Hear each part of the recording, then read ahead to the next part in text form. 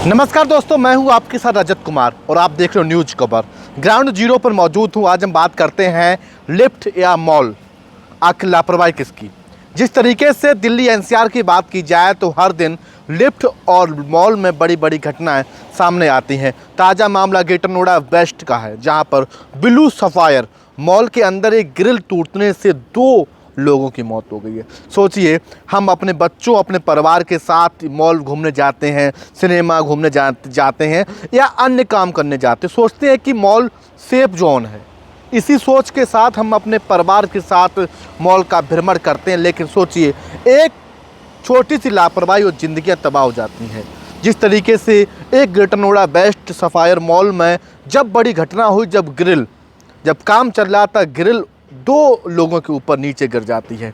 सोचिए कि 2 लोगों की मौके पर ही मौत हो जाती है और जो मृतक हैं उनकी उम्र लगभग 35 वर्ष हैं और गाज़ियाबाद के रहने वाले हैं। जब वो सुबह सुबह अपने घर से निकले, उन्होंने सोचा कि हम आज ग्रेटर नोएडा वेस्ट के एक मॉल में घूमेंगे। सोचिए कि घटना कितनी दर्दनाक है, जो कि हम सेफ जोन मानते हैं या लिफ्ट का उपयोग करते हैं या किसी भी इत्यादि चीज़ों का हम उपयोग करते हैं, लेकिन कहीं ना कहीं लापरवाही के चलते बड़ी बड़ी ज़िंदगियां तबाह हो जाती हैं। कभी हमने सुना है कि बड़ी बड़ी इमारतों में, जो कि सरकारी बिल्डिंग हो गई या अन्य बिल्डिंगों में, कोई लिफ्ट हादसा हुआ है? ऐसा नहीं होता है, क्योंकि वहाँ पर लिफ्ट की कैपेसिटी और मजबूताई को ध्यान में रखते हुए जो मानक होते हैं ना, उनको फॉलो किया जाता है, तभी लिफ्ट को लगाया जाता है। लेकिन जो ग्रेटर नोएडा में जो मामला सामने आया आज, लिफ्ट और ग्रिल, हालांकि लिफ्ट से हट के ग्रिल में हुआ जो पूरा मामला था, वो लिफ्ट पर जब चढ़ने के लिए 2 युवक कोशिश कर रहे थे, अचानक से धड़ाम से नीचे ग्रिल गिर जाती है। उसी दौरान 2 लोगों की मौके पर ही मौत हो जाती है। फिलहाल जो अस्पताल में ले जाने के दौरान इन्होंने दम तोड़ दिया है। लेकिन सोचिए कि अगर जिस लिफ्ट को हम उपयोगी मानते हैं या जिस मॉल को हम सेफ जोन मानते हैं, तो कहीं ना कहीं मॉल प्रशासन पर भी तमाम सवाल खड़े होते हैं। ग्रेटर नोएडा वो क्षेत्र है, यूपी का शोविंडो कहा जाता है, ज़्यादातर विकास के दावे होते हैं ना, वो ग्रेटर नोएडा में किए जाते हैं। लेकिन जो स्थिति है, जिस तरीके से मैंने देखा है कि जो मामला लिफ्ट की बात की जाए तो अक्सर बड़ी बड़ी सोसाइटियों में मामले सामने आते हैं जिसमें लोग घंटों लिफ्ट में फंसे जाते हैं। सोचिए कि आखिर लापरवाही क्यों। लिफ्ट पर कानून बनने का प्रस्ताव भेजा गया, लेकिन अभी तक मंजूर नहीं किया गया।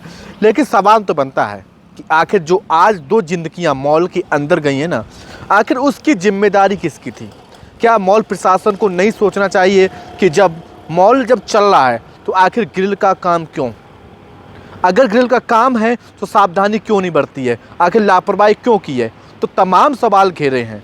लेकिन फिलहाल जो मृतक हैं उनकी उम्र 35 है, गाज़ियाबाद के रहने वाले हैं। लेकिन हम आपसे कहना चाह रहे हैं दोस्तों, आपको वीडियो के माध्यम से हम जानकारी देंगे कि अगर आप अपने परिवार के साथ कहीं भी जाते हो ना, सोच समझ के जाइए, नहीं तो घटना ये आज हुई है ना, कल आपके साथ हो जाइए। आखिर कसूर क्या था उन लोगों का, जो कि बड़े खुश थे, घूमने निकले थे, अचानक से बड़ी घटना हो जाती है।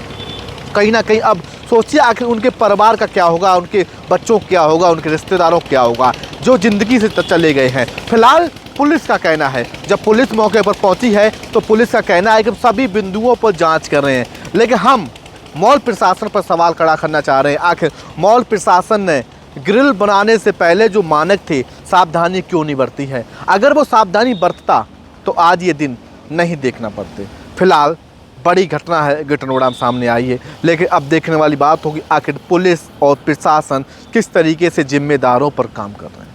सोचिए, जिम्मेदारी बनती है, क्योंकि जब भी कोई निर्माण होता है तो कहीं ना कहीं सारे रूल्स रेगुलेशंस को फॉलो करना चाहिए, तभी बड़ी घटनाओं से आप बच सकते हैं। फिलहाल सभी एंगल पर पुलिस जांच कर रही है। पुलिस का कहना है कि हम बारी बारी पर हर चीज़ को देख रहे हैं, आखिर लापरवाही किसकी है। क्या वाकई जो ग्रिल है उसके चलते जो लापरवाही हुई है, इसकी कहीं ना कहीं मॉल प्रशासन या जो ग्रिल को बना रहा था ना, उसकी जिसको ठेका मिला था, क्या उसकी जिम्मेदारी नहीं थी पूरे सिस्टम को ठीक करने की? लेकिन कल हम भी कहीं जा सकते थे, कल हमारे साथ भी ऐसी घटना हो सकती है, तो कहीं ना कहीं सावधानी ज़रूरी है।